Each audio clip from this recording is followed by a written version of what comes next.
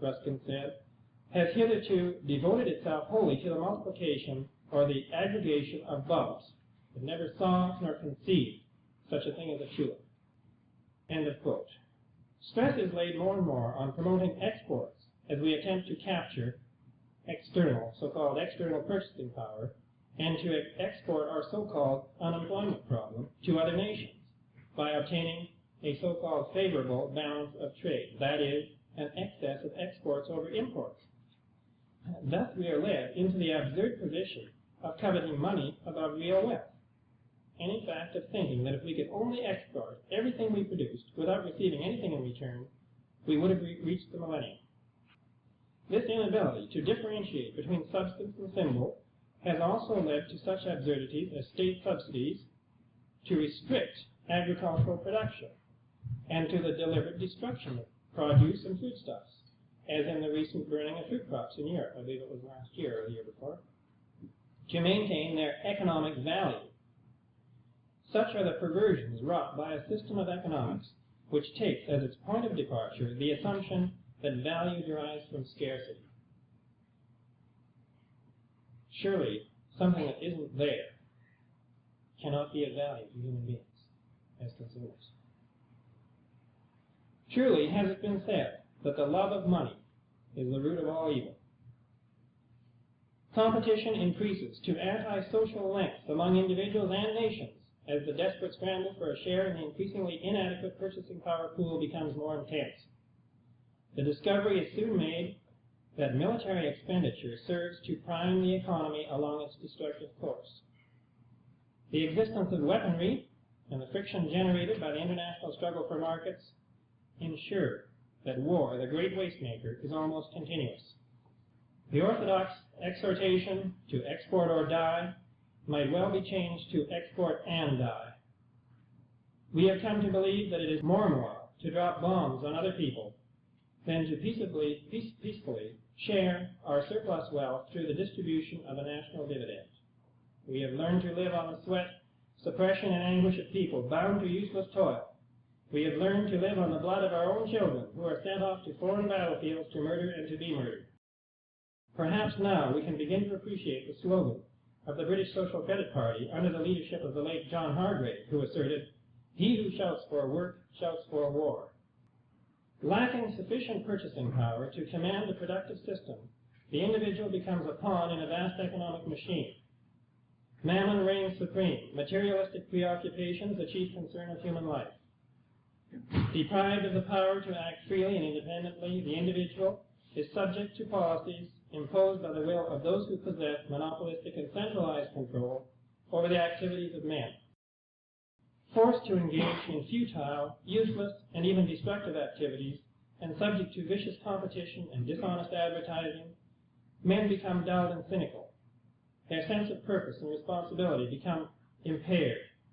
In a truly criminal manner, the moral and spiritual quality of life, not to mention its level of cultural activity, is forced to decline down the scale of existence. The efflorescence of spiritual, creative, and cultural activities is inhibited. Men sense, consciously or subconsciously, a certain futility and sterility in many of their activities. Consequent to this usually vague and ill-defined awareness of the perversion of their own lives and capacities, their image or concept of self, and therefore their self-respect and psychological integrity, become severely damaged.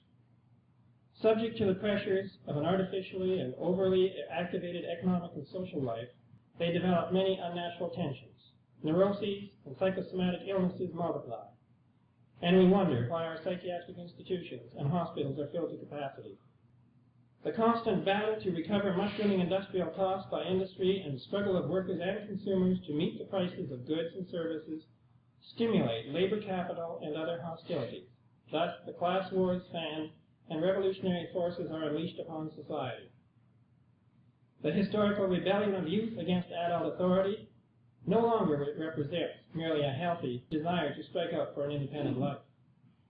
It now represents a desire to destroy what their impulses and much subtle revolutionary education have prompted them to identify as a corrupt order. Unfortunately, many of these youth fail to isolate the core causes of economic and social injustice and fall into patterns of behavior which can only hasten the disintegration of society, without in any way offering constructive solutions. Others, more passive, attempt to escape by an atavistic withdrawal from society. The chief beneficiaries of this unhappy state of affairs, into which mankind has fallen, are the domestic and foreign controllers of money and credit, and the revolutionary forces with whom they have had strange historical connections. Both are champions of monopoly, who covet centralized control over the affairs and activities of men, and who profit from human suffering and enslavement. They are the chief advocates of the policy of full employment, upon which the centralization of power is dependent. We have seen that the policy of full employment is directly and indirectly the cause of a general perversion of human activities and purpose, of inefficiency, waste, want, and war. Meanwhile, both exploiters and exploited cry in unison for more employment.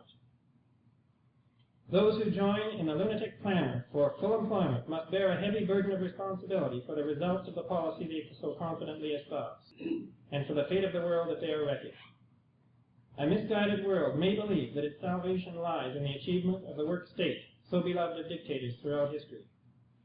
Social creditors, however, have no hesitation in asserting, work was and remains a curse. Full employment is sacrifice of mankind to the false god Moloch. One of the most forceful expressions of the social credit position in this regard was given by the late Alfred R. Orage, the brilliant English economist, editor of The New Age and The New English Weekly, which journals contributed so much to the intellectual quality of the early social credit movement between 1917 and 1934. In Orage's words, quote, "Either what appears to be free and unearned provision for consumption as such must be deliberately made by society, simultaneously and progressively with provision for production, or production itself will be brought to a standstill, either by wholesale sabotage or by revolution.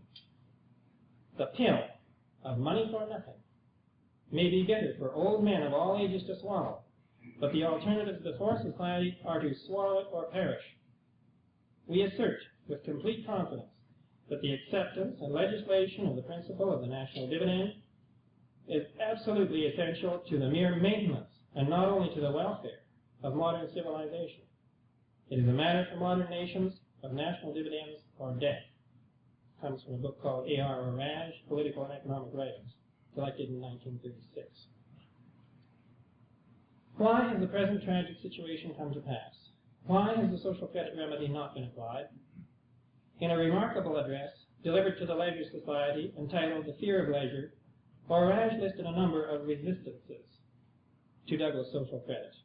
These included fear of scarcity, the moral associations with work, hatred of the principle of something for nothing.